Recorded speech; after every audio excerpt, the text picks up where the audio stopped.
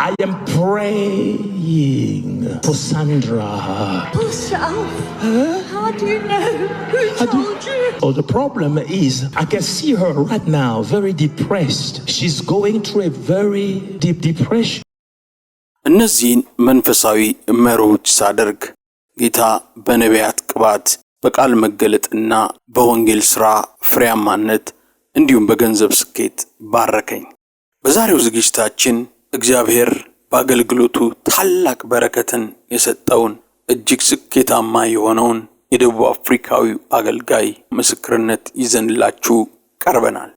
ይህ አገልጋይ በዚህ ምስክርነቱ እንዴት እግዚአብሔር ይህንን ታላቅ ጸጋ ቅባት እንደሰጠው ያገኘበትን መንገድ ይናገራል።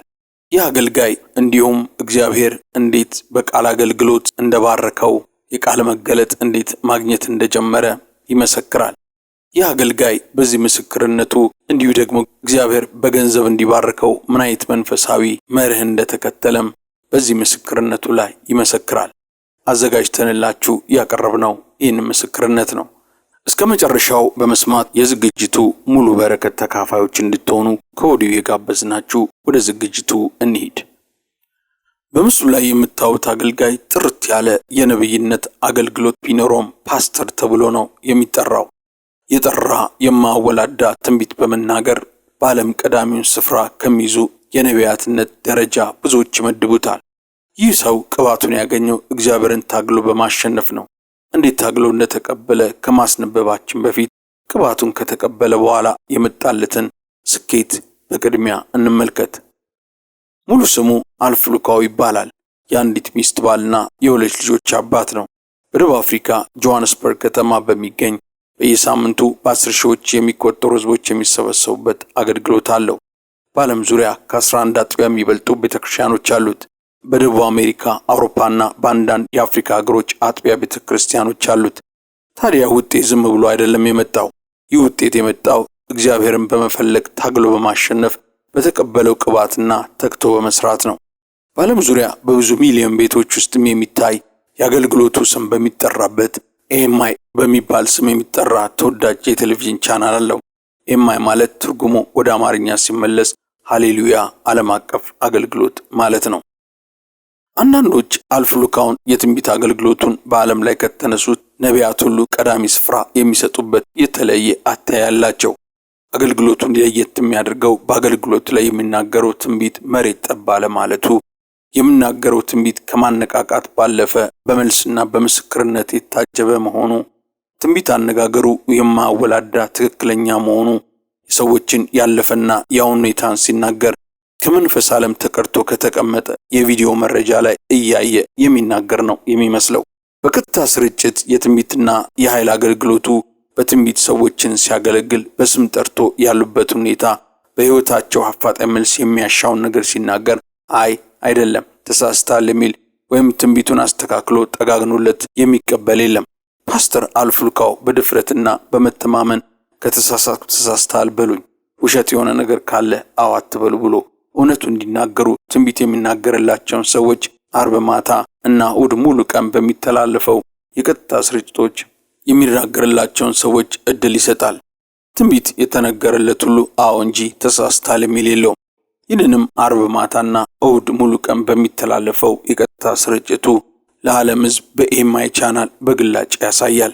ትንቢት መናገርና ፈውስ ተአምራት በዛሬዋ ቤተክርስቲያን የተለመደ ነገር ቢሆንም የእርሱን ለየት የሚያደርገው የተናገረው ትንቢት ሆኖላቸው ሰዎች መጥተው ሲመሰክሩ በቴሌቪዥን በብዛት መታየቱ ነው። አገልግሎቱ በተለየ ሁኔታ የሚታወቅበት የፈውስ አገልግሎቱ ከሌሎች ለየት የሚያደርገው ሌላው ከዊልቸርና ከስትሬቸር ላይ በሽተኞች ቀላሉ ዘለው የሚነሱበት የፈውስ አገልግሎቱ ነው። ለብዙ ዓመት ሽባ ሆኖ በዊልቸርና በስትሬቸር ላይ የተኙ እጅ ጭኖ በኢየሱስ ስም ከጸለየ በኋላ ተነስተው ሲሮጡ በፊትስ ታመው ነበር እስከሚያስብል ድረስ ፍጹም ጤነኛ ነው የሚሆኑት። በዚህ አገልግሎት ላይ ለየት የሚያደርገው በሽተኞች እስኪጸለይላቸው ድረስ እንደ ሆስፒታል የሚተኙበት አልጋና የሚከታተላቸው ነርስ መኖሩ ነው። ከመጸለዩም በፊት ከተጸለየም በኋላ ድኖም ከመጡ በኋላ የጤንነት ሁኔታዎች የሚመሰክር ዶክተር በአገልግሎቱ ላይ ይታያል። ዶክተሩ አንዳንድ ጊዜ የበሽታዎችን ባህሪ ምንነት ከመረመረ በኋላ መልስ በመስጠት ያገለግላል። ዛሬ ተፈውሳቸዋል ከተባሉ በኋላ የሚሞቱ ወይም በሽታው የሚብስባቸው በውሸት የፈውስ አገልግሎትና ምስክርነት አማኙን ህብረተሰብ ተጠራጣሪ ያደረገውን አካሄድ አሳማኝ ለማድረግ በዶክተር ምስክርነት አስደግፎ መምጣቱ አገልግሎቱን አዲስና ለየት ያለ መንገድ እንዲከተል አድርጎታል። በአገልግሎቱ ላይ የሚደረግ በገንዘብ የመባረክ ሁኔታ በክርስቲያኑ ዓለም ብልጽግና በገንዘብ መባረክና ተአምራዊ ገንዘብ በጸሎት ማግኘት አጨቃጫቂና አማኙን ህብረተሰብ ለሁለት የከፈለ አመለካከት ቢሆንም በሚያምኑበት ዘንድ ከወንጌል ጎን ለጎን እየሰሩበት ነው ያለው። የፓስተር አልፍ ሉካው አገልግሎት ከሌሎች የኃይልና የትንቢት አገልጋዮች ለየት የሚያደርገው ሌላው አገልግሎቱ ከገንዘብና ከሥራ ጋር በተያያዘ ሰዎች ከተጸለየላቸውና ከተተነበየላቸው በኋላ የሚያገኙት ተአምራዊ ምላሽ እጅግ አስገራሚ መሆኑ ብቻም ሳይሆን ብዙ መሆኑ ነው።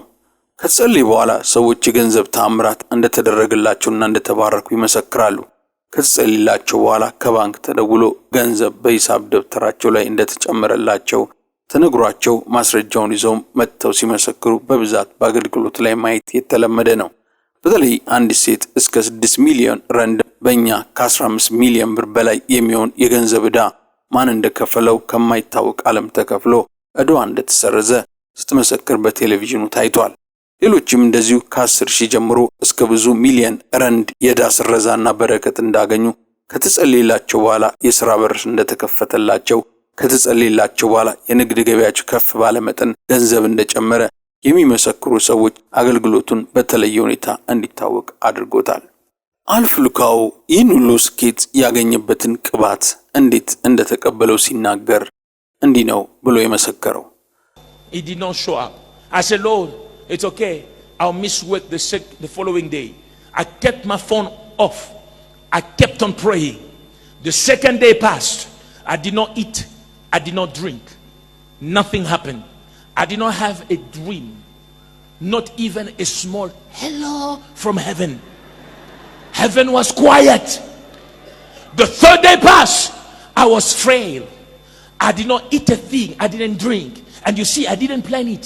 ፓስተር አልፍ ሉካው ይህንን እግዚአብሔርን ታግሎ የማሸነፍ ምስክርነቱን የተናገረው ከሌላ ዓለም በአገልግሎቱ ላይ ለመካፈል የመጡ ዓለም አቀፍ እንግዶችን ወደ መድረክ አውጥቶ ባገለገላቸው ጊዜ ነው። ከወጡት ሰዎች መካከል ብዙዎቹ አገልጋዮችና የቤተ ክርስቲያን መሪዎች ነበሩበት። እንዲህ ሲል ነበረ የነገራቸው። የእግዚአብሔር መንግስት ነገር በመናጠቅ ነው የሚመጣው። የእግዚአብሔር መንግስት ከመጥመቁ ዮሐንስ ጀምሮ ትገፋለች፣ ግፈኞችም ማለት ኃይለኞችም ይናጠቋታል ነው የሚለው መጽሐፍ ቅዱስ። በአንድ ወቅት የክርስትና ሕይወቴና አገልግሎቴ ኃይል የሌለበት አሰልቺ ሆነብኝ። በሕይወቴ ላይ ለውጥ እስከሚመጣ ድረስ እላይ ላይ በሬን ዘጋው። እግዚአብሔር ለዚህ ጥያቄ መልስ ካልሰጠኝ በስተቀር ምንም አይነት ምግብ አልበላም፣ ጠብታም ውሃም አልጠጣም ብዬ በሬን ዘጋው። ተንበርክኬ እግዚአብሔር ራስን ግለጥልኝ አልኩት። በመጀመሪያው ቀን እግዚአብሔርን ይመልስልኛል ብዬ ጠበቅኩት። ምንም አይነት መልስ አልነበረም። ሁለተኛም ቀን አልበላውም፣ አልጠጣውም፣ ጠበቅኩት። መልስ አሁንም አልነበረም። ሶስተኛውም ቀን በዚህ መንገድ ጠበቅኩት። አሁንም አልመለሰልኝም። መልስ ባጣው ጊዜ ጌታው መልስ ካልሰጠኝ በፊትም መሞት ካለብኝ እዚሁ አሁን ሞታለሁ እንጂ ከዚህ ስፍራ አልነሳም አልኩት። ሳልበላም ሳልጠጣም 3 ቀን ብቆይም መልስ አልነበረም። መልስ ሳጣ ሶስተኛው ቀን ማታ ላይ ትንሽ ምግብ በልቼ ጾሜም ለጊዜው አቋረጥኩት። በዚህ በአራተኛው ቀን መልሼ ያንን ጾምና ጸሎት ይዤ መልስ እስካገኝ ድረስ እግዚአብሔርን ፊት መፈለግ ቀጠልኩ። 3 ቀን በደረቁ እጾም እጸልይና አራተኛው ቀን ላይ እበላለሁ። ከዚያ መልሼ ያንን የ3 ቀኔንም ጾምና ጸሎትን እቀጥላለሁ። ሰውነቴም ከስቶ እንደ ወረቀት ወዲና ወዲያ እስኪውለበለብ ድረስ በጾምና በጸሎት የእግዚአብሔርን ፊት ፈለግኩ። ይሁን እንጂ አሁንም መልስ ከእግዚአብሔር ዘንድ አልነበረም። ሁሉም ነገር ዝም ነበረ። ክሳቴና መጎሳቆሌ ጨምሮ ሁሉም ነገር የእግዚአብሔርን ፊት መፈለግን አቁም የሚል መልእክት ነበራቸው። እንዲም ፈልጌ በዚህ ሁሉ ውስጥ የማየው ምንም አይነት ራእይ ይሁን ህልም አልነበረም። ምንም መልስ አልነበረም። አሁንም በጽናት የእግዚአብሔርን ፊት ፈለግኩ። በዚህ ሁኔታ እየፈለግኩት ምንም አይነት መልስ ሳላገኝ 1 ወር፣ 2 ወር፣ 3 ወር፣ 4 ወር እያለ ጊዜው ሄደ። አሁንም ይሁሉ ቢሆንም መጾምና መጸለይ እንደቀጠልኩ ነው። በዚህ መንገድ 6 ወር አለፈ። የሚያውቁኝ ሁሉ እስኪረሱኝ ድረስ ቤቴን ቆልፌ እግዚአብሔርን ፊት ፈለግኩ። ስልኬን ፈጽሞ ዘግቼ ስለነበረ ጓደኞቼ ሁሉ ረስተውኝ ነበረ። ከስራ ተባረርኩ። የሚያቆኝም ስጠፋ አንዳንዶች ሞቶ ይሆናል አሉ፣ አንዳንዶች ደግሞ ከሀገር ወጥቶ ሊሆን ይችላል አሉ፣ አንዳንዶች የሆነ ቦታ ነው ያለው እያሉ የራሳቸውን ግምት ሰጡ። እኔ ግን በሬን ዘግቼ እግዚአብሔርን እየፈለግኩ ነበረ። በዚህ አይነት መንገድ እግዚአብሔር መፈለጌን ቀጠልኩ። 7 ወር፣ 8 ወር፣ 10 ወር ፊቱን እየፈለግኩ ጠየቅኩ። መልስ አልነበረም። ህልም እንኳን አላይም ነበረ። በዚህ መንገድ 365 ቀናት ድፍን ዓመት ሙሉ ያለ መልስ በጾምና በጸሎት ፊቱን ፈለግኩ። በመጨረሻ ሰውነቴ ዛለ፣ ደከምኩ። ጌታው እባክህ ባርከኝ ብዬ በመዛል መንፈስ ሆኜ ለመንኩት። እግዚአብሔርም እንዴት አድርጌ ነው እምባረክ ብሎ ጠየቀኝ። ይህን ሲናገረኝ ወደ ሰማይ ቀና ብዬ እግዚአብሔር እየቀለድክብኝ ነው? በዚህ ሁሉ ጊዜ በፊት እየጸለይኩ ሳለሁ ከዚህ ሁሉ ጊዜ በኋላ እንዴት ብለህ ትጠይቀኛል አልኩት። በቃ እግዚአብሔር ያለኝ ይህንን ብቻ ነው። ነገር ግን አንድ ነገር መሆን ጀመረ። መንፈስ ቅዱስ መንፈሱን ያበራው ጀመረ። በመንፈሴ አብሮት ይሰጠኝ ጀመረ። ከዚያም እንዲህ አለኝ፣ ለረጅም ጸሎትህ አሜን ተብሎልሃል። አሁን ውጣና በእምነት ተራመድ፣ ነገሮች መሆን ይጀምራሉ አለኝ። ከዚያም ከአንድ ሳምንት በኋላ ኢየሱስ ተገለጠልኝ። ከዚያን ጊዜ ጀምሮ ሕይወቴ፣ አገልግሎቴ እንደዚህ ተለውጦ ቀረ። ፓስተር አልፍልኳውም ጨምሮም ሲናገር እንደዚህ አለ፣ ሁልጊዜ ከትልቅ ስኬታማ አገልግሎቶች ጀርባ ሚስጥር አለ። ሚስጥሩም የእግዚአብሔርን ፊት መፈለግ ነው። ለአገልግሎቴ ስኬት ለማግኘት ራሴ ላይ በሬን ዘጋው በማለት ከመሰከረ በኋላ በሌላኛው ምስክርነቱ ደግሞ እንዴት እግዚአብሔር በገንዘብ ስኬታማ እንዳደረገው ሲመሰክር እንዲህ ነበር ያለው። ከድህነት ወጥቼ በገንዘብ ስኬታማ ለመሆን ያደረኩት ነገር ቢኖር ለእግዚአብሔር ባልተለመደ ሁኔታ መስጠት ነው። በመስጠት በራሴ ላይ ፈረድኩ። የትኛውም በስሜ ያለውን ንብረቴን በሙሉ አንድም ሳይቀር ከቤቴ አውጥቼ ለእግዚአብሔር ሰጠው።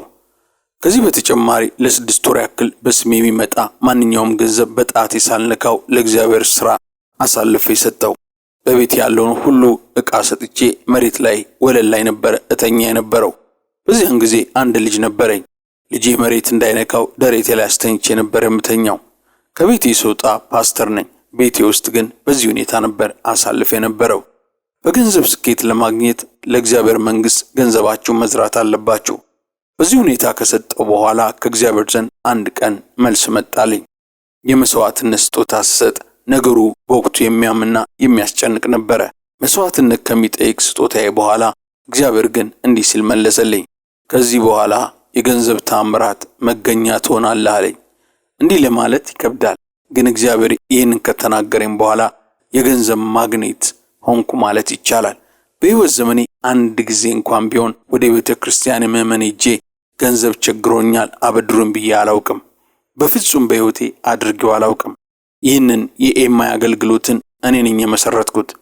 አገልግሎቱን ከመሰረትኩበት ጊዜ አንስቶ አንድ ጊዜም ቢሆን በሕይወቴ አንዲት 70 ሳንቲም ደሞዝ ወስጄ አላውቅም። ይህ እንዴት ነው የሆነው? ይህ ሆነው በጸጋው ነው።